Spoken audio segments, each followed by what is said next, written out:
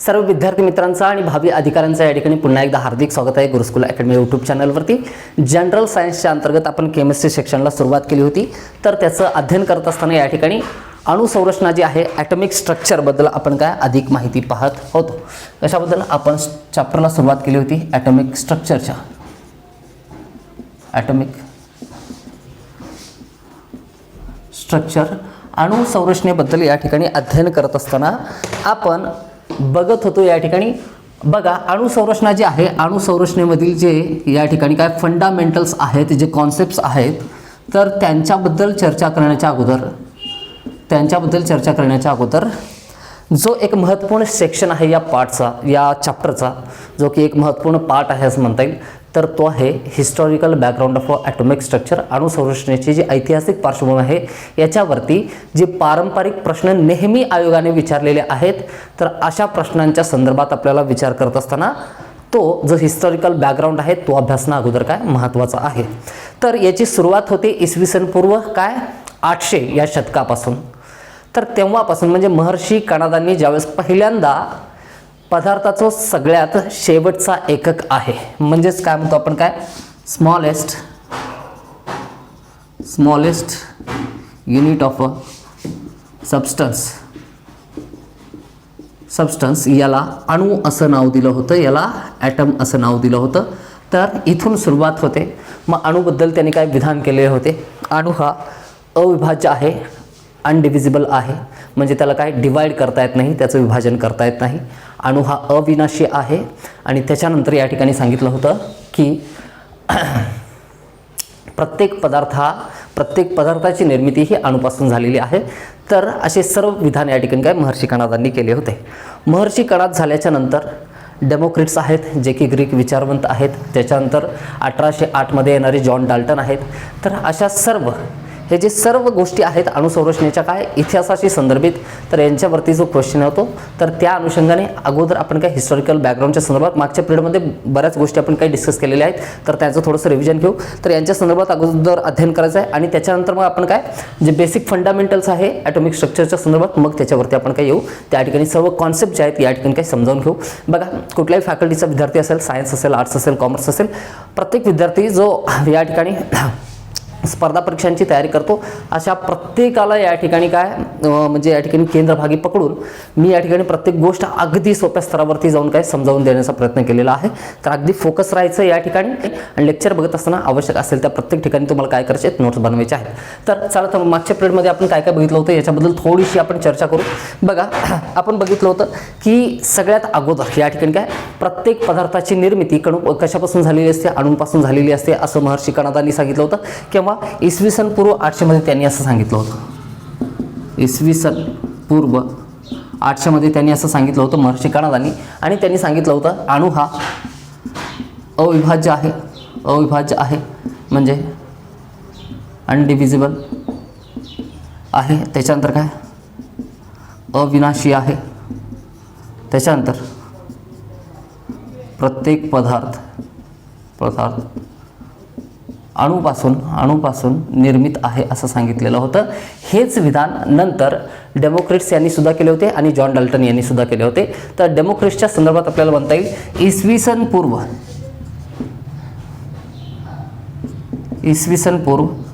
पूर्व मी काल सांगितलं होतं 430 मध्ये डेमोक्रिट्स येतात, ग्रीक विचारवंत, आणि त्यांनी जो स्मॉलेस्ट युनिट ऑफ सबस्टन्स आहे, प्रत्येक पदार्थाचा जो सगळ्यात शेवटचा एकक आहे, तर त्याला नाव दिलं होतं त्यांनी काय ॲटमॉस असं नाव दिलं होतं। केव्हा इसवी सन पूर्व 430 मध्ये।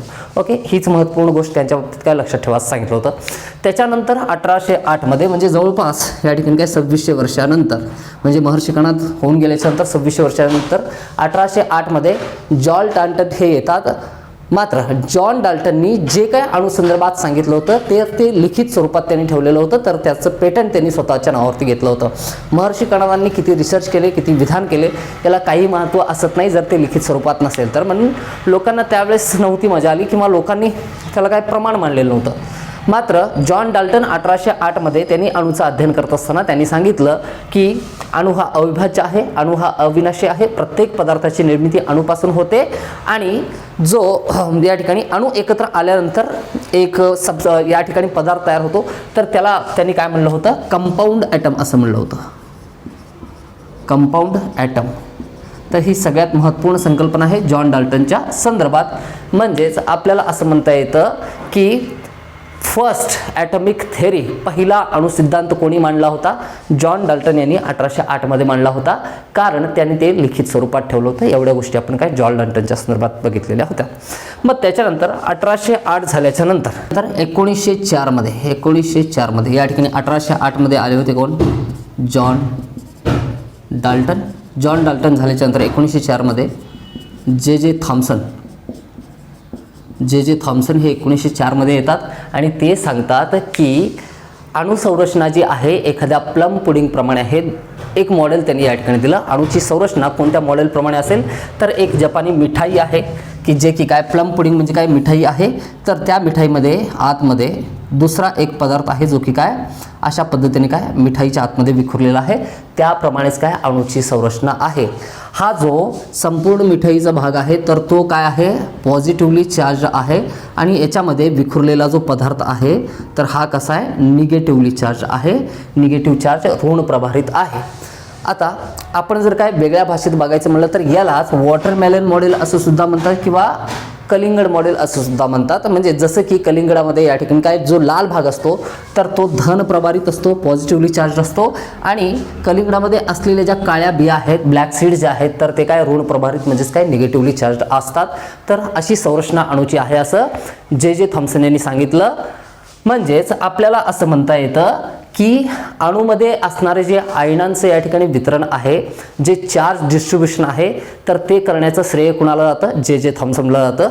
म्हणूनच असं म्हणलं जातं की जे जे थॉम्सनच्या संदर्भात 2 महत्त्वपूर्ण प्रश्नांची आपण उत्तर बघितली होती. एक पहिला प्रश्न जर असं विचारलं गेलं की अणू भेदणारा पहिला शास्त्रज्ञ कोण, काय अणू भेदणारा पहिला शास्त्रज्ञ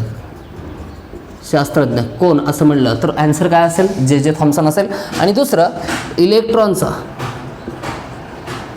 इलेक्ट्रॉनचा शोध कोणी लावला असं जर विचारलं तर त्याचं सुद्धा आन्सर काय असेल, जे जे थॉम्सन असं असेल.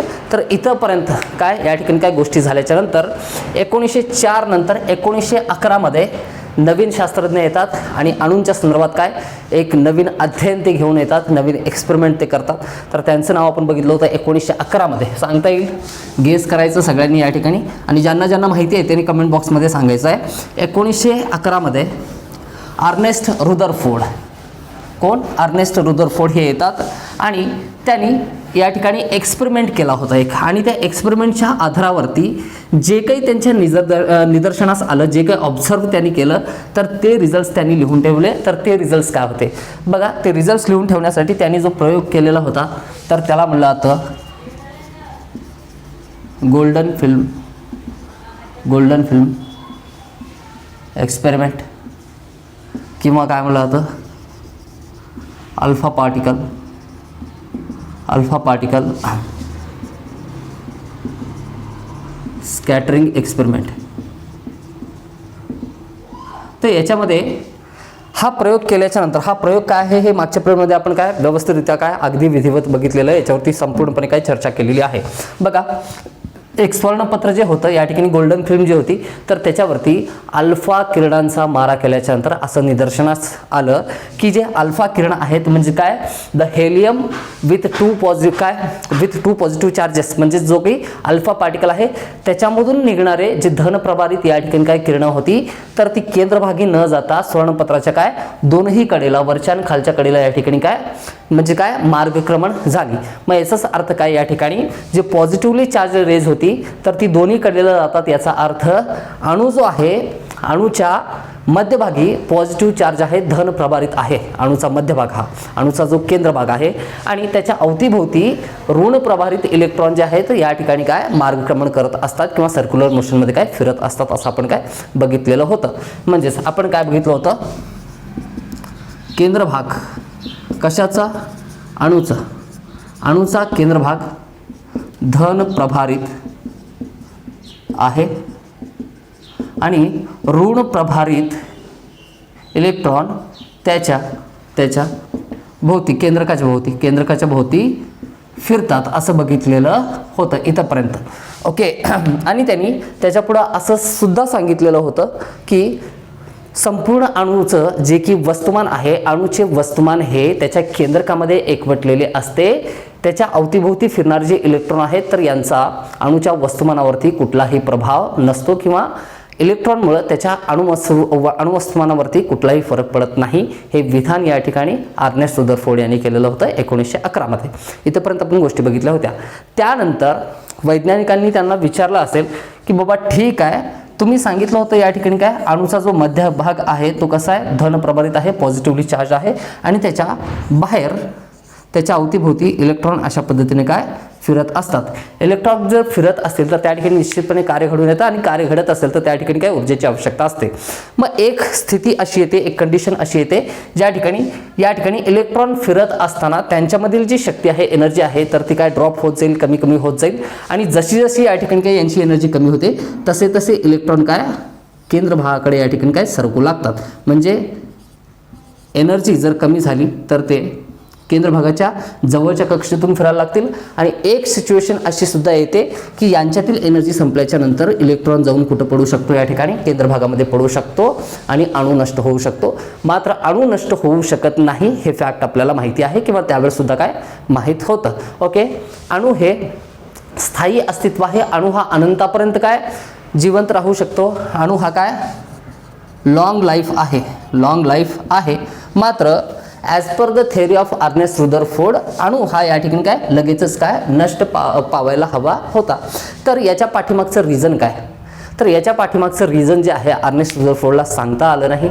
म्हणजेच एक एरर आपल्याला असं सांगता येईल की अर्नेस्ट रदरफोर्ड यांना अणूच्या स्थायित्वाची किंवा स्थायी अस्तित्वाची व्याख्या करता आलेली नव्हती. तर इथंपर्यंतच्या गोष्टी आपण मागच्या पिरियडमध्ये काय डिस्कस केलेल्या होत्या. आय होप सगळ्यांना इथंपर्यंत समजलेलं असेल. तर आजच्या पिरियडमध्ये आपण याच्या पुढे जाऊन अणू हा स्थायी आहे, अणू हा लॉंग लाईफ आहे, अणू हा काय अनंत कालापर्यंत काय जिवंत राहू शकतो, त्याचं अस्तित्व राहतं. मग त्याच्या स्थायी अस्तित्वाची संकल्पना कोणी मांडली, तर त्याची डेफिनेशन कोणी दिली, तर याच्या संदर्भात अध्ययन आपल्याला काय याच्या पुढच्या पिरियडमध्ये करायचं आहे. या गोष्टी जोपर्यंत रिवाईज होत नाहीत ओके तोपर्यंत तुम्हाला समजणार नाहीत. याच्यासाठी आपण प्रत्येक व्हिडिओमध्ये मागचा थोडासा काय रेफरन्स घेत या ठिकाणी काय व्हिडिओ सिरीजला काय पुढे घेऊन जाणार आहोत आणि याच्यामध्ये कोणालाही काय अडचण नसेल. ओके. तर बघू आपण याच्यानंतर अर्नेस्ट रदरफोर्डच्या नंतर 1913 झाल्याच्या नंतर 1911 झाल्याच्या नंतर 1913 मध्ये एक शास्त्रज्ञ येतात या ठिकाणी काय नील्स बोर. या ठिकाणी बघा नील्स बोर यांनी काय केलं बघा सगळ्यात पहिला पॉइंट आपल्याला सांगता येईल नील्स बोर कधी आले 1913 मध्ये. 1913 मध्ये आल्याच्या नंतर सगळ्यात अगोदर तर त्यांनी काय केलं अणूच्या स्थायी अस्तित्वाची व्याख्या केली. ओके. स्थायी अस्तित्वाची व्याख्या केली आणि त्यांनी काय केलं अणूच्या कक्षेचा शोध लावला. बघा तर नील्स बोर यांनी सांगितलं की अर्नेस्ट रदरफोर्ड यांनी सांगितल्याप्रमाणे अणूचा मध्यभाग हा कसा आहे, पॉझिटिव्हली चार्ज आहे, धन प्रभारित आहे. ओके. आणि अणूचं संपूर्ण वस्तुमान हे त्याच्या केंद्रकाच्या वस्तुमाना एवढं असतं आणि केंद्रकाच्या व्यतिरिक्त इतर कक्षेमध्ये या ठिकाणी फिरणारे जे इलेक्ट्रॉन आहेत तर त्यांचा कुठलाही परिणाम अणूच्या वस्तुमानावरती होत नाही. ही गोष्ट त्यांनी मान्य केली. मात्र स्थायी अस्तित्वाची संकल्पना देत असताना त्यांनी सांगितलं की अणूच्या केंद्रकाच्या भोवती या ठिकाणी काय सेंटरच्या न्यूक्लियसच्या भोवती फिरणारे जे इलेक्ट्रॉन आहेत या ठिकाणी तर ते इलेक्ट्रॉन या ठिकाणी विशिष्ट अशा कक्षेमध्ये फिरत असतात, विशिष्ट अशा ऑर्बिटमध्ये फिरत असतात आणि अणूच्या कक्षेचा शोध त्यांनी अशा पद्धतीने लावला. बघा हे विधान अर्नेस्ट रदरफोर्ड यांनी दिलं नव्हतं. त्यांनी फक्त एवढंच सांगितलं होतं की मध्यभाग हा कसा आहे धन प्रभारित आहे आणि धन प्रभारित न्यूक्लियसच्या अवतीभोवती इलेक्ट्रॉन फिरत असतात. नील्स बोर यांनी 1913 मध्ये येऊन सांगितलं की धन प्रभारित जे काय केंद्रक आहे, न्यूक्लियस आहे, तर त्याच्या अवतीभोवती इलेक्ट्रॉन जे फिरतात ते विशिष्ट अशा कक्षेमध्ये फिरतात आणि सांगितलं की जेवढी त्यांची ऊर्जेची पातळी आहे तर त्याच काय स्पेसिफिक ऑर्बिटमधून त्याच निश्चित अशा कक्षेमधून काय इलेक्ट्रॉन फिरत असतात. मग पुढे त्यांनी असं सांगितलं इलेक्ट्रॉन ज्यावेळेस या कक्षेमधून काय फिरत असतील तर बघा तर इलेक्ट्रॉन गोलाकार गतीमध्ये फिरतात. या ठिकाणी काय सर्क्युलर मोशनमध्ये फिरत असतात. कुठल्या? सर्क्युलर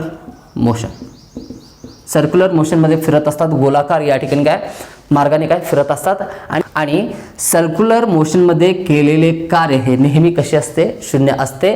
सर्क्युलर मोशन म्हणजेच काय वर्तुळाकार गतीमध्ये झालेले कार्य कसे असते? नेहमी शून्य असते. या ठिकाणी काय कार्य बरोबर या ठिकाणी काय असेल? शून्य असेल. आणि शून्य कार्य घडत असेल तर याच्यासाठी लागणारी एनर्जी सुद्धा कशी असेल? शून्य असेल.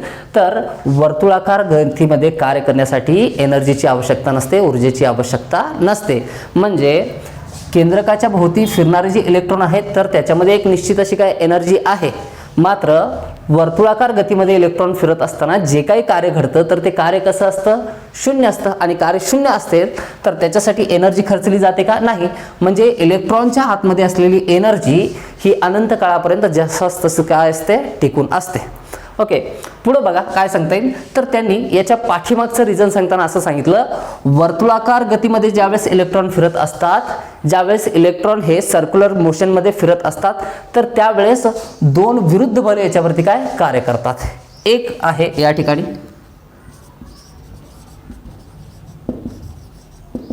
सेंट्रिपिटल फोर्स आणि दुसरा आहे सेंट्रिफ्युगल फोर्स. बघा एक आहे अभिकेंद्री बल आणि दुसरा आहे अपकेंद्री बल. असे दोन्ही बल एकमेकांच्या विरुद्ध कार्य करत असल्यामुळे ज्या वेळेस दोन विपरीत बल एकमेकांच्या विरुद्ध दिशेने काय कार्य करतात तर त्यावेळेस घडणारं कार्य कसं असतं? हे शून्य असतं. आणि कार्य शून्य असेल तर त्याच्यासाठी लागणारी एनर्जी कशी असते? शून्य असते. म्हणजे एनर्जी बिलकुल लागत नाही. म्हणजेच इलेक्ट्रॉनमध्ये असणारी जी काही एनर्जी आहे, समजा या ठिकाणी 3 जूल एवढी एनर्जी आहे. किती?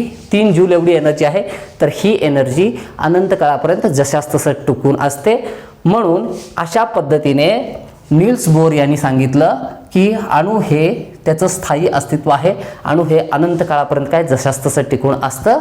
म्हणजेच अणु हा अविनाशी आहे. हा जो मुद्दा आहे नील्स बोर यांनी 1913 मध्ये काय स्पष्ट करून दाखवला. जे की अर्नेस्ट रुदरफोर्ड यांना सांगता आलं नव्हतं की अणुच्या स्थायी अस्तित्वाची व्याख्या करता आली होती का? रुदरफोर्डला आली नव्हती.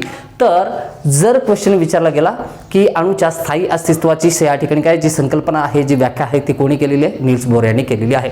तर आय होप इथपर्यंत तुम्हाला काय लक्षात आलेलं असेल. जे एरर रुदरफोर्डमध्ये होते तर ते एरर कोणी टाकले होते? काढून टाकले होते? नील्स बोर यांनी काढून टाकले होते. ओके, तर आता आपल्याला काय नेक्स्ट पॉईंट बघता येईल. बघा हे तर झालं नील्स बोर यांनी सांगितलं कशाबद्दल या ठिकाणी की अणुच्या स्थायी अस्तित्वाबद्दल काय ही गोष्ट स्पष्ट केली. याच्या व्यतिरिक्त आणखीन एक गोष्ट त्यांनी सांगितली की काय कक्षेचा शोध त्यांनी लावलेला होता, अणुच्या कक्षेचा शोध. तर नील्स बोर यांनी सांगितलं की अणुच्या केंद्रकामध्ये या ठिकाणी काय धन प्रभारित हा काय केंद्रक आहे, पॉझिटिव्हली चार्ज असा न्यूक्लियस आहे. तर त्याच्या भोवती जे इलेक्ट्रॉन फिरत असतात या ठिकाणी. ओके, तर खूप सारे या ठिकाणी काय कक्षा असतील. अशा पद्धतीने काय विशिष्ट कक्षेमध्ये काय विशिष्ट एनर्जी असलेले इलेक्ट्रॉन फिरत असतात. त्यांनी काय सांगितलं बघा केंद्रक बघा ज्या इलेक्ट्रॉनची काय कार्य करण्याची क्षमता कमी आहे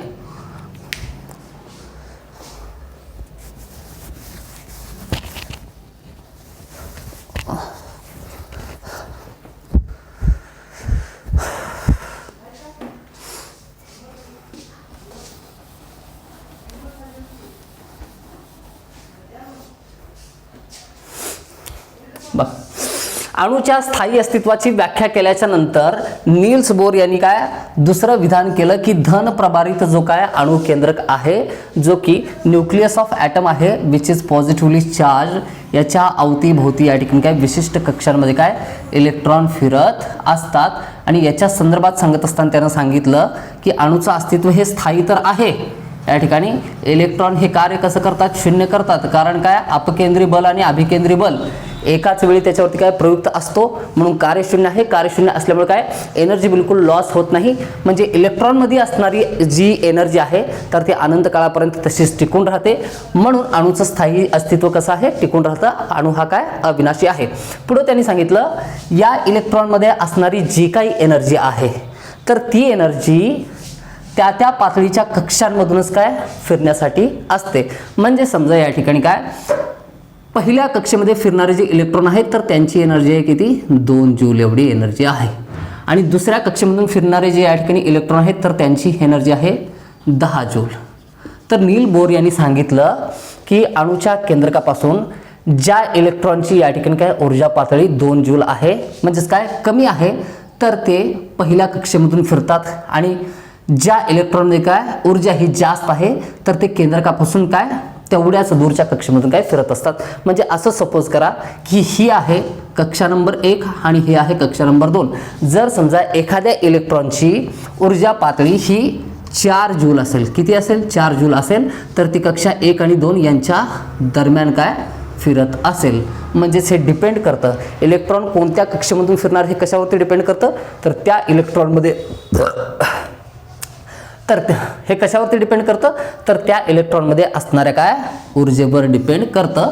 आणि याच्यावरूनच काय असं सांगता येईल की जेवढी या ठिकाणी ऊर्जा जास्त तर तेवढं त्याचं अंतर म्हणजे त्या कक्षेचं अंतर कसं असेल केंद्रापासून दूर असेल. आणि जेवढी त्या इलेक्ट्रॉनची ऊर्जा कमी असते तेवढा तो केंद्रकापासून कसा असतो जवळ असतो. तर ही गोष्ट नील बोर यांनी काय स्पष्ट केलेली होती. तर नील्स बोरनी कक्षेचा शोध लावला, अणूच्या स्थायी अस्तित्वाची व्याख्या दिली आणि त्यांनी सांगितलं की इलेक्ट्रॉनमध्ये असणाऱ्या ऊर्जा पातळीनुसार ते इलेक्ट्रॉन कुठल्या कक्षेमधून फिरतं हे निश्चित होत असतं. ओके, तर इथंपर्यंत गोष्ट क्लिअर झालेल्या असतील. तर याच्यानंतर आपल्याला बघायचं आहे या ठिकाणी नील्स बोर झाल्याच्या नंतर दुसरे जे शास्त्रज्ञ आहेत तर ते आहेत सोमरफिल्ड, जे की 1919 मध्ये येतात.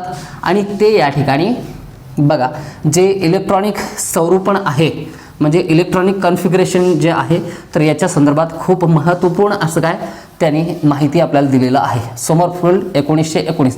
बघा अगदी टाईमलाईननुसार आपण चाललेलो आहोत.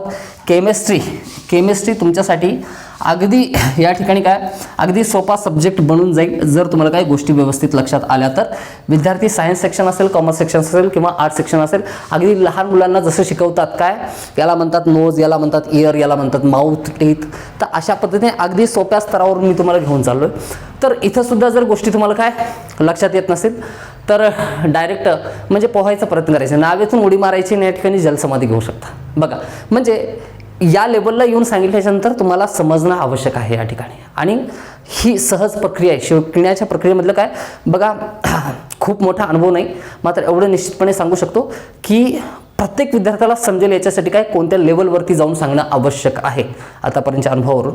तर याच्यापेक्षा सोपं आणखीन काय असेल असं वाटत नाही मला. ओके, आय थिंक जर अडचण असेल तर कमेंट बॉक्समध्ये तुम्ही कळवा, आणखीन त्याच्यावरती काय काम करण्याचा मी प्रयत्न करेन. तर तुम्हाला गोष्टी समजतायत किंवा नाही हे कमेंट सेक्शनमध्ये काय कळवत चला.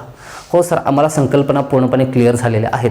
सर संकल्पना समजण्यामध्ये जे तुम्ही एक्झाम्पल दिलं होतं तर ते जास्त या ठिकाणी काय लॉजिकल नव्हतं, लॉजिकल होतं अथवा व्हॉटेवर तुम्ही काय फील करता व्हिडिओ बघितल्याच्या नंतर, अगदी तुमच्या मनापासून तुम्हाला काय वाटतं माझ्या व्हिडिओजबद्दल हे प्रतिक्रिया कळवत चला. ओके, तर एक प्रकारची जी काय शिकवत असताना जी एनर्जी असते या ठिकाणी कंटिन्युअसली 4-4, 5-5 लेक्चर्स जे रेकॉर्ड करतो तर त्यासाठीची जी एनर्जी आहे तर ती कुठून भेटते, तर तुमचे जे कमेंट्स आहेत तर ते कमेंट्स वाचल्याच्यानंतर या ठिकाणी काय ही ऊर्जा मिळत असते आणि तीच ऊर्जा या ठिकाणी काय अधिकाधिक कार्य करण्यासाठी काय उद्युक्त करत असते या ठिकाणी. ओके, तर गोष्टी तुम्हाला काय समजत असतील या ठिकाणी.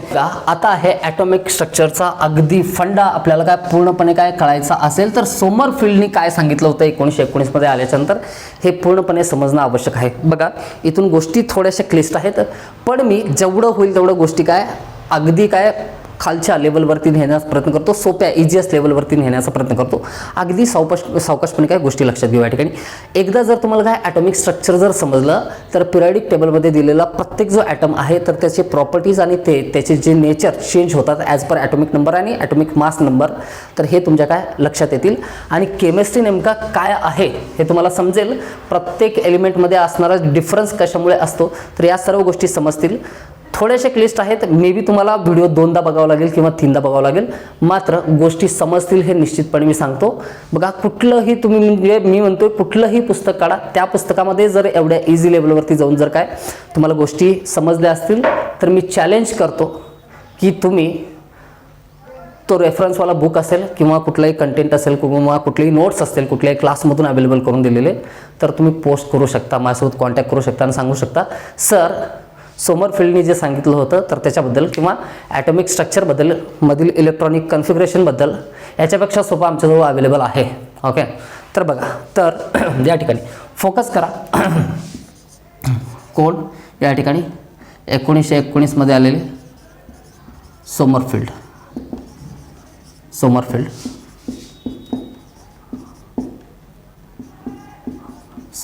केव्हा आले?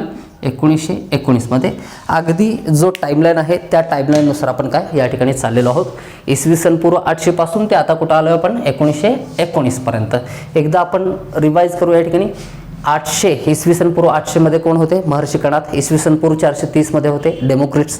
त्याच्यानंतर 1808 मध्ये जॉन डाल्टन. त्याच्यानंतर 1904 मध्ये जे थॉम्सन आपण बघितलं, जॉन डाल्टन. आणि त्याच्यानंतर 1904 मध्ये जे थॉम्सन. 1911 मध्ये आपण बघितलं होतं अर्नेस्ट रुदरफोर्ड. 1913 मध्ये आपण बघितलं नील्स बोर. आणि त्याच्यानंतर आता आलेले आहेत सोमरफिल्ड 1919 मध्ये. सोमरफिल्ड यांनी काय सांगितलं? सोमरफिल्ड आले 1919 मध्ये. सोमरफिल्ड 1919 मध्ये आल्याच्यानंतर बघा सगळं अगदी टाईमलाईननुसार या ठिकाणी काय घेतलेलं आहे. अगदी इसवी सन पूर्व 800 पासून महर्षी कणादापासून तर आता काय चालू आहे आपला सोमरफिल्ड चालू आहे 1919 मधलं. बघा 1919 मध्ये सोमरफिल्ड यांनी सांगितलं की अणूच्या केंद्रकाच्या भोवती, अणूच्या केंद्रक जे की धन प्रभारित आहे याच्या भोवती फिरणारे जे इलेक्ट्रॉन आहेत तर ते कोणत्या वर्तुळाकार, म्हणजे काय इलेक्ट्रॉन ज्या कक्षेमध्ये फिरतात तर कक्षाचा आकार कसा असतो? या ठिकाणी वर्तुळाकार असतो असं आपल्याला माहिती होतं. सोमरफिल्ड यांनी सांगितलं की इलेक्ट्रॉन ज्या कक्षेमध्ये फिरतात तर त्या कक्षा वर्तुळाकारच असतात असं नाही. कक्षा या द्विवर्तुळाकार किंवा द्विवृत्तीय असं म्हणू शकतो, किंवा यालाच एक्स्ट्रा सर्क्युलर किंवा ड्युअल सर्क्युलर. वेगवेगळ्या पुस्तकांमध्ये काही वेगवेगळे शब्द या ठिकाणी दिलेले आहेत. तर ड्युअल सर्क्युलर म्हणू शकतो, एक्स्ट्रा सर्क्युलर म्हणू शकतो, किंवा द्विवर्तुळाकार शेपमध्ये सुद्धा काय असू शकतात. म्हणजेच कक्षा वर्तुळाकारच असतील असं नाही, तर त्या काय द्विवर्तुळाकार सुद्धा किंवा द्विवृत्तीय सुद्धा काय असू शकतात. एवढं सांगून झाल्याच्या नंतर पुढं थांबत नाहीत. सोमरफिल्ड हे म्हणतात की या ठिकाणी बघा कक्षांचा शोध या ठिकाणी काय सोमरफिल्ड यांनी लावलेला. कक्षांच्या संदर्भात खूप कमी माहिती नील्स बोर यांनी दिली होती. त्याच्या संदर्भात म्हणजे कक्षांच्या संदर्भात अधिक माहिती सोमरफिल्ड सांगतात. या ठिकाणी काय सांगतात या ठिकाणी? तर त्यांनी सांगितलं की प्रत्येक अणूमधील ज्या कक्षा असतात तर कक्षांच्या अंतर्गत उपकक्षा असतात. उपकक्षांच्या अंतर्गत कक्षिका असतात आणि कक्षिकांच्या अंतर्गत काय असतात? इलेक्ट्रॉन असतात. काय काय सांगितलं होतं? कक्षा असतात, इलेक्ट्रॉन कशामध्ये फिरत असतात? कक्षांमध्ये. बघा प्रत्येक अणूमध्ये काय इलेक्ट्रॉन जिथे फिरतात त्याला काय म्हणतो आपण? काय कक्षा. यालाच आपण काय म्हणू शकतो? ऑर्बिट. दोन्ही नावं आपण घेऊन चालू. या ठिकाणी बायलिंग्वल जे स्टुडंट असतील, जे सेमी मिडियममधून आलेले, कॉन्व्हेंटमधून आलेले किंवा इंग्लिश मिडियममधून ज्यांनी अध्ययन केलेलं आहे तर अशा विद्यार्थ्यांना सुद्धा काय समजण्यासाठी सोपं होईल. आणि जे मराठी मिडियमचे आहेत तर त्यांच्यासाठी तर काय सगळंच या ठिकाणी काय आहे. बघा तर कक्षा याला काय म्हणतो आपण? काय ऑर्बिट असं म्हणतो. कक्षेच्या अंतर्गत काय असतात? उपकक्षा असतात असं त्यांनी सांगितलं. उपकक्षा यांना म्हणता येईल आपल्याला सबशेल म्हणता येईल. त्याच्यानंतर उपकक्षेच्या अंतर्गत या ठिकाणी काय असतील? कक्षिका असतात, यांना ऑर्बिटल असं म्हणता येईल. आणि याच्या अंतर्गत काय असतात? इलेक्ट्रॉन अशाच पद्धतीने काय करू आपण डिनोट करत जाऊ. ओके, इलेक्ट्रॉन असतात. ऑर्बिट अंतर्गत सबशेलच्या अंतर्गत काय ऑर्बिटलच्या अंतर्गत इलेक्ट्रॉन असतात. आणि आणखीन एक महत्त्वाचा मुद्दा या ठिकाणी काय लक्षात ठेवा, प्रत्येक ऑर्बिटल मध्ये 2 इलेक्ट्रॉन असतात. किती? 2 इलेक्ट्रॉन असतात. दोनपेक्षा एक सुद्धा इलेक्ट्रॉन त्याच्यामध्ये काय असू शकत नाही. बघा काय सांगितलंय, कक्षांमध्ये ज्या उपकक्षा असतात म्हणजे शेल. ओके, ऑर्बिटलला शेल सुद्धा म्हणू शकतो आपण. काय शेल या ठिकाणी प्रत्येक शेलच्या अंतर्गत असणारे सबशेल जे आहेत तर ते सबशेल किती प्रकारचे आहेत? 4 प्रकारचे आहेत या ठिकाणी. उपकक्षा उपकक्षा उपकक्षा कोणते कोणते आहेत या ठिकाणी? काय एस, पी, डी आणि एफ. बघा आता या उपकक्षांमध्ये असलेल्या ऑर्बिटल्सची संख्या, कक्षिकांची संख्या ही निश्चित आहे. एस या उपकक्षेमध्ये काय 1 ऑर्बिटल आहे. पी या उपकक्षेमध्ये 3 ऑर्बिटल आहेत. डी या उपकक्षेमध्ये कक्षिका किती आहेत? 5 आहेत. आणि डी या उपकक्षेमध्ये सबशेलमध्ये या ठिकाणी कक्षी किंवा ऑर्बिटल्सची संख्या किती आहे? 7 आहे. आता मला सांगायचं आहे, 1 ऑर्बिटल आहे आणि एका ऑर्बिटलमध्ये किती? 2 इलेक्ट्रॉन असू शकतात. तर एस या सबशेलमध्ये किती इलेक्ट्रॉन? 2 इलेक्ट्रॉन. पी या बघा 3 ऑर्बिटल आहेत. पी हे सबशेल आहे आणि त्याच्यामध्ये 3 ऑर्बिटल आहेत. प्रत्येक ऑर्बिटलमध्ये 2. तर मॅक्झिमम किती इलेक्ट्रॉन या पी सबशेलमध्ये असतील? 6. 2 गुणायचं आहे फक्त आपल्याला या ठिकाणी. डी या ऑर्बिटलमध्ये किती? 10 आणि एफ या ऑर्बिटलमध्ये किती? 14 इलेक्ट्रॉन असू शकतात. ज्यावेळेस इलेक्ट्रॉनिक कन्फिगरेशन बघू तर हे उपकक्षांमध्ये असलेले इलेक्ट्रॉनचं जे प्रमाण आहे तर ते आपल्याला काय सहायता करेल. एस या उपकक्षामध्ये 2 इलेक्ट्रॉन, पी या उपकक्षामध्ये जास्तीत जास्त 6 इलेक्ट्रॉन, डी या उपकक्षामध्ये काय 10 इलेक्ट्रॉन जास्तीत जास्त आणि एफ या उपकक्षामध्ये किती? 14 इलेक्ट्रॉन असू शकतात. आणि ज्या कक्षा होत्या, जो ऑर्बिट होते, ऑर्बिटच्या आकारांच्या संदर्भात सुद्धा त्यांनी काय विधान केलेलं होतं. बघा त्यांनी सांगितलं होतं एस ही जी उपकक्षा आहे तर याचा आकार कसा आहे? स्पेरिकल आहे. या ठिकाणी स्पेरिकल शेप्स आहे. पी जी उपकक्षा आहे, पी या उपकक्षेचा आकार आहे डंबेल शेप. डी या उपकक्षेचा आकार आहे डबल डंबेल शेप आणि एफ या उपकक्षेचा आकार आहे कॉम्प्लेक्स. याचा आकार निश्चितपणे सांगता येत नाही एफ या उपकक्षेचा की कसा आहे, मग त्याला नाव काय दिलेलं आहे? कॉम्प्लेक्स शेप या ठिकाणी काय दिलेलं आहे. तर लक्षात राहतील या ठिकाणी काय बघा एस या सबशेलमध्ये 2 इलेक्ट्रॉन जास्तीत जास्त, पी मध्ये या ठिकाणी काय जास्तीत जास्त 6 इलेक्ट्रॉन, डी मध्ये 10 आणि एफ मध्ये 14.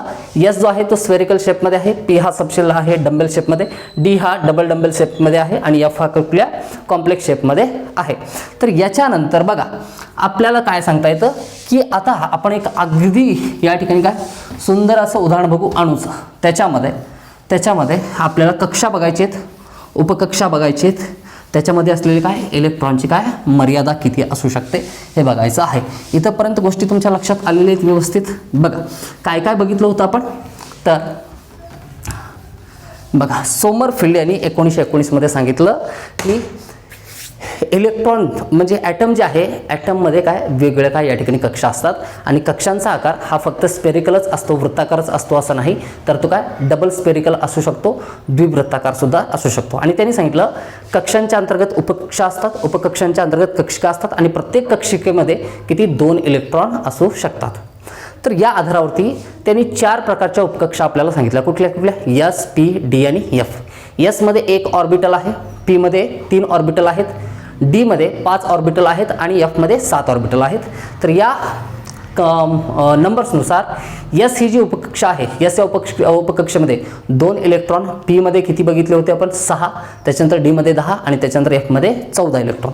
इथंपर्यंत तुमच्या लक्षात आलेलं आहे. तर आता आपण बघू. समजा हा आहे एक ॲटम, ओके, आणि याच्यामध्ये आता हे दिलेले पहिले शेल, हे आहेत काय कक्षा, ओके. कुठल्याही लेवलवरती जर तुम्हाला समजलं नाही या ठिकाणी तर कमेंट बॉक्समध्ये सांगायचं आहे.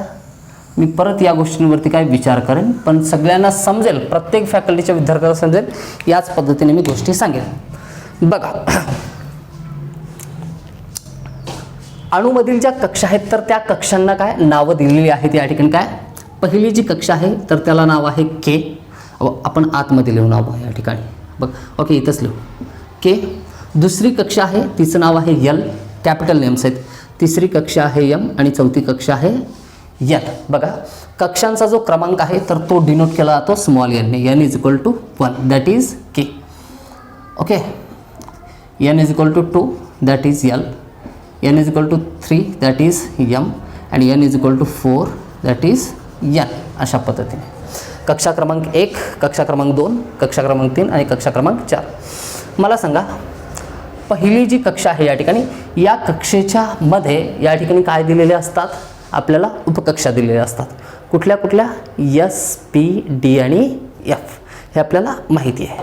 तर आता आपल्याला बघायचं या ठिकाणी की कक्षा क्रमांक 1, 2, 3, 4 KLMN आपण बघितलेलं आहे. तर या KLMN या चारही कक्षांमध्ये असलेलं इलेक्ट्रॉनची महत्तम काय क्षमता किती असू शकते, जास्तीत जास्त किती इलेक्ट्रॉन याच्यामध्ये काय सामावू शकतात. कक्षा क्रमांक 1 मध्ये, 2 मध्ये, 3 मध्ये आणि 4 मध्ये आपल्याला बघायचं आहे. कक्षा क्रमांक कोणता आहे? पहिलं K आहे. तर K मध्ये या ठिकाणी मला सांगायचं S हा एकच काय आहे? ऑर्बिटल आहे. किती? एकच ऑर्बिटल आहे. तर या एकच ऑर्बिटलमध्ये किती इलेक्ट्रॉन जास्तीत जास्त असू शकतात? 2. म्हणून आपण म्हणू शकतो n is equal to 1 that is K मध्ये या ठिकाणी किती? 2 इलेक्ट्रॉन असू शकतात. त्याच्यानंतर n इज इक्वल टू काय आहे? 2. दुसऱ्या क्रमांकाची कक्षा कुठली आहे? L आहे. तर L मध्ये कुठले 2 ऑर्बिटल आहेत? S सुद्धा आहे आणि P सुद्धा आहे. मला सांगा S मध्ये किती ऑर्बिटल होते? एकच. तर किती इलेक्ट्रॉन असतं त्याच्यामध्ये? 2. आणि P मध्ये किती ऑर्बिटल असतात? 3 ऑर्बिटल असतात असं बघितलं होतं. आणि 3 मध्ये P ची मर्यादा किती आहे या ठिकाणी? 6ची. बघा मी या ठिकाणी प्रत्येकदा लिहून देतो. S ची मर्यादा आहे इलेक्ट्रॉनची 2, P ऑर्बिटलची मर्यादा आहे 6, त्याच्यानंतर D ची मर्यादा आहे 10 आणि F ची मर्यादा किती आहे? 14. ओके. तर अशा पद्धतीने किती? 8 इलेक्ट्रॉन याच्यामध्ये असू शकतात. म्हणजेच कक्षा क्रमांक 2 दॅट इज L या ऑर्बिटमध्ये किती? 8 इलेक्ट्रॉन सामावू शकतात. Third number n is equal to 3 मध्ये, म्हणजेच काय? M या कक्षेमध्ये कुठले कुठले या ठिकाणी काही सबशेल असतील? S असेल, P असेल आणि D असेल या ठिकाणी. तर S मध्ये किती? 2, P ची मर्यादा किती आहे? 6 आणि D ची मर्यादा किती आहे? 10. 10 6 16 17 18 या ठिकाणी 18. तर M या कक्षेमध्ये किती? 18 इलेक्ट्रॉन महत्तम असू शकतात. आणि सगळ्यात शेवटचा या ठिकाणी कुठला आहे? n is equal to 4 that is orbit n या कक्षेमध्ये S असेल, P असेल, D असेल आणि F असेल. S मध्ये 2, P ची मर्यादा 6, D ची मर्यादा किती आहे या ठिकाणी? 10 आणि F ची मर्यादा 14. 14 24, 24 6 30 आणि 2 32. तर अशा पद्धतीने कक्षा क्रमांक 4 दॅट इज n मध्ये मॅक्झिमम 32 इलेक्ट्रॉन असू शकतात. तर कक्षेच्या क्रमांकानुसार जर आपण सूत्र बनवायचं म्हणलं तर ते सूत्र काय आहे? 2n². बघा काय आहे? 2n² नुसार आपल्याला प्रत्येक कक्षेमधील इलेक्ट्रॉनची या ठिकाणी काय जी संख्या आहे ती निश्चित करता येते. जर कक्षा क्रमांक 1 असेल तर 1 चा वर्ग किती? 1. 2 गुणिले 1 बरोबर किती? 2. जर कक्षा क्रमांक आपण 2 घेतलं, 2 into n that is 2² is equal to 2 into 2² that is 4. 4 into 2 is equal to 8. तर अशाच पद्धतीने तिसऱ्या कक्षेमध्ये किती इलेक्ट्रॉन? या ठिकाणी 18 इलेक्ट्रॉन बसू शकतील आणि चौथ्या कक्षेमध्ये किती? 32 इलेक्ट्रॉन असू शकतात. अशा पद्धतीने इलेक्ट्रॉनचं काय कॉन्फिगरेशन असतं. आता प्रत्येक इलेक्ट्रॉनच्या एलिमेंटच्या संदर्भात आपल्याला बघायचं आहे की हे जे इलेक्ट्रॉनिक कॉन्फिगरेशन आहे, इलेक्ट्रॉनचं स्वरूप जे आहे तर ते कोणत्या स्वरूपात असू शकेल. ओके. तर आय होप इथंपर्यंत व्यवस्थित गोष्टी तुमच्या काय लक्षात आलेल्या असतील. काय काय बघितलं आपण? बघा प्रत्येक ॲटममध्ये काय असतात? ऑर्बिट असतात. KLMN कक्षा असतात. कुठल्या कुठल्या? KLMN. KLMN मध्ये उपकक्षा असतात, सबशेल असतात. SPDF. ओके. तर SPDF मध्ये प्रत्येक या ठिकाणी काय S मध्ये किती ऑर्बिट आहेत? 1 आहे. P मध्ये किती आहेत? 3 ऑर्बिट आहेत. D मध्ये आपण बघितले होते 5 ऑर्बिट आणि F मध्ये बघितले होते 7 ऑर्बिट. तर यानुसार प्रत्येक ऑर्बिटमध्ये 2 इलेक्ट्रॉन असतात. म्हणजे S मध्ये 2 इलेक्ट्रॉन, P मध्ये 6 इलेक्ट्रॉन, D मध्ये 10 आणि F मध्ये 14 इलेक्ट्रॉन असू शकतात. मग आपण बघितलं होतं ॲक्च्युअलमध्ये ॲटममध्ये बघत असताना जी पहिली कक्षा आहे K या कक्षेमध्ये, K या शेलमध्ये S हा काय सबशेल आहे आणि S मध्ये एकच ऑर्बिटल आहे म्हणून याची इलेक्ट्रॉनची संख्या किती असेल? 2 असेल. या ठिकाणी आपण लिहिलेलं होतं.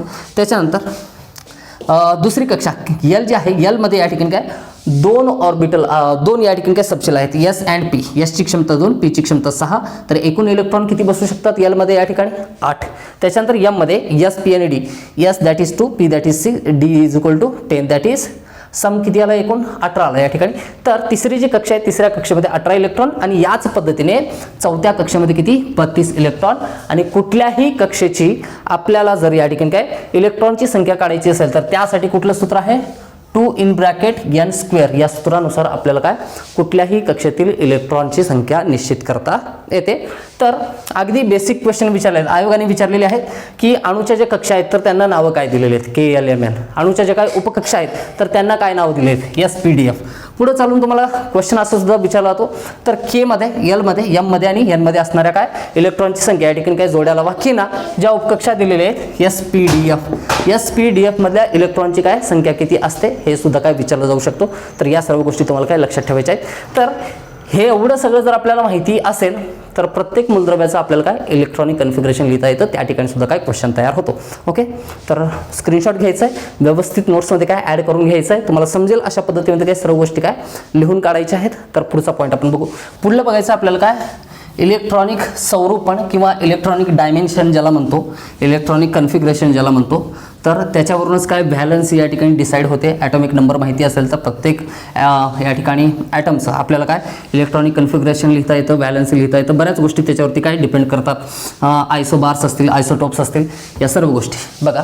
अगोदर ह्या गोष्टी आपल्याला समजणं माहिती आहे की प्रत्येक जो एलिमेंट आहे तर त्या एलिमेंटचं इलेक्ट्रॉनिक डायमेन्शन कसं लिहिलं जाईल, हे इलेक्ट्रॉनिक स्वरूपण कसं लिहिलं जाईल. बघा हा सगळ्यात महत्त्वपूर्ण घटक आहे. आतापर्यंत जेवढं काही मी सांगितलं आहे तेवढ्या गोष्टी जर तुमच्या लक्षात आलेल्या असतील तर इलेक्ट्रॉनिक डायमेन्शन लिहिणं बघा थोडीशी प्रॅक्टिसची आवश्यकता आहे याला. बघा खूप सारे प्रश्न याच्यावरती आयोगाने विचारलेले नाहीत, मात्र तरीसुद्धा ही गोष्ट आपल्याला माहीत असणं अगदी फायदेशीर ठरते. आयोग जर आपल्याला समजा 6.7 पॉईंट विचारतो तर आपण 10 पॉईंट कव्हर करून चालायचे. ओके, म्हणजे आपण काय कुठल्याही प्रश्नाला या ठिकाणी काय चुकणार नाही. आपल्याला बघायचं आहे इलेक्ट्रॉनिक डायमेन्शन्स. ओके,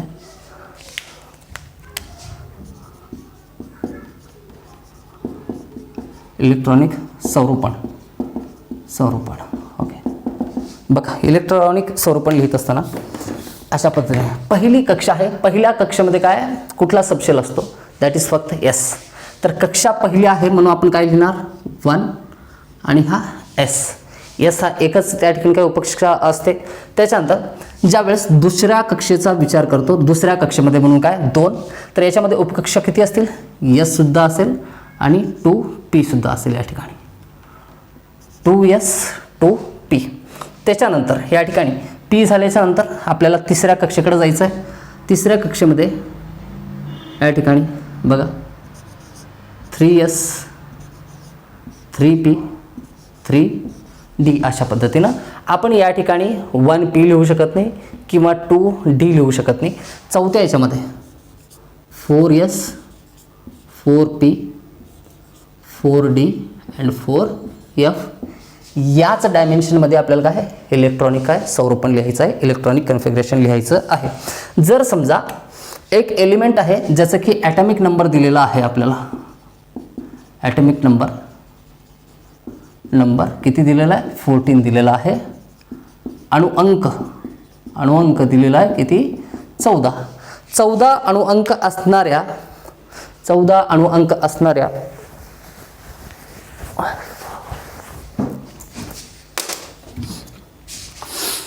तर 14 अणुअंक असणाऱ्या या ठिकाणी काय ॲटमचा इलेक्ट्रॉनिक कन्फिगरेशन काय असेल. बघा सगळ्यात अगोदर तर या ठिकाणी आपण काय लिहिणार 1S. मला सांगा या 1S मध्ये आपण किती इलेक्ट्रॉन ठेवू शकतो, एकूण किती इलेक्ट्रॉन. अणुअंक 14 आहे तर इलेक्ट्रॉनची संख्या सुद्धा किती असेल 14 असेल. आता हे 14 इलेक्ट्रॉनचे आपल्याला काय विभागणी करायची, डिवाइड करायचे, त्या ठिकाणी डिस्ट्रीब्युशन करायचं आहे. तर आपण डोक्यावरती लिहू इलेक्ट्रॉनची संख्या जेवढी असेल. बघा पहिल्या कक्षेतील पहिल्या उपकक्षेमध्ये आपण 2 इलेक्ट्रॉन ठेवले. त्याच्यानंतर दुसऱ्यावरती या ठिकाणी सेकंड. ओके, सेकंडमध्ये या ठिकाणी S पासून सुरुवात होईल. या ठिकाणी S आणि P हे 2 सबशेल असतील तर S मध्ये या ठिकाणी 2 ठेवा. बघा 1 आणि 2 हे जे आहेत तर ते काय शेल नंबर आपल्याला सांगतात, ऑर्बिट नंबर सांगतात. ओके, आणि S मध्ये किती इलेक्ट्रॉन या ठिकाणी 2. त्याच्यानंतर 2P. P मध्ये या ठिकाणी किती इलेक्ट्रॉन ठेवू शकतो आपण बघितलं होतं. S मध्ये आपण 2 इलेक्ट्रॉन, P मध्ये 6 इलेक्ट्रॉन, D मध्ये 10 इलेक्ट्रॉन ठेवू शकतो आणि F मध्ये किती 14 इलेक्ट्रॉन. कारण ऑर्बिटची संख्या किती असते 1 3 5 आणि 7. तर पीमध्ये किती ठेवू शकतो आपण 6. किती झाले बघा 6 7 8 9 10. तर त्याच्यानंतर आपल्याला थर्ड या ठिकाणी काय 3s orbit number 3 subshell that is S. यसमध्ये किती ठेवू शकतो आपण काय एकच ऑर्बिट असतो म्हणजे काय 2. किती झाले 2 आणि 2 4 आणि 6 आणि 6 12. आणि त्याच्यानंतर आपण ठेवू शकतो काय या ठिकाणी 3p. राहिलेत किती 2च. किती बसू शकतात त्याच्यामध्ये 6.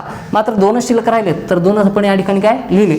तर इलेक्ट्रॉनिक कन्फिगरेशन असं लिहिता येतं 1s2, 2s2 2p6, 3s2 3p2.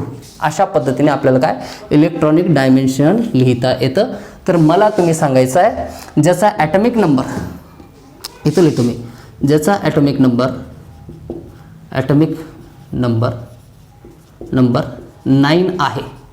1 मिनिटाचा वेळ देतो मी, लिहिण्याचा प्रयत्न करा.